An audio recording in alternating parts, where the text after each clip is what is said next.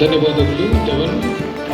ಕಾರ್ಯಕ್ರಮದಲ್ಲಿ ದಿವ್ಯ ಉಪಸ್ಥಿತಿ ಇರತಕ್ಕಂಥ ಪರಮಪೂಜ್ಯ ಶ್ರೀ ಶ್ರೀ ಶ್ರೀ ಮಂಜುನಾಥ ಭಾರತಿ ಸ್ವಾಮೀಜಿಯವರು, ಕೋಸಾಯಿ ಮಠ, ಬೆಂಗಳೂರು.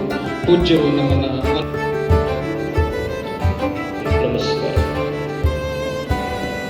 ಪರಮಪೂಜ್ಯ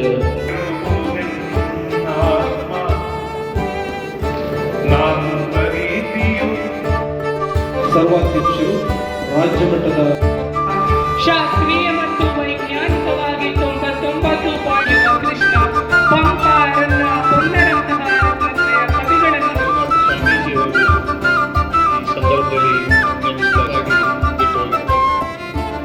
ನಮ್ಮ ಆಧುನಿಕ ಜಗತ್ತಿಗೆ ಹೇಳಿ ಮಾಡಿಸಿದಂತಿರುವ ಪರಮಪೂಜ್ಯರಾದ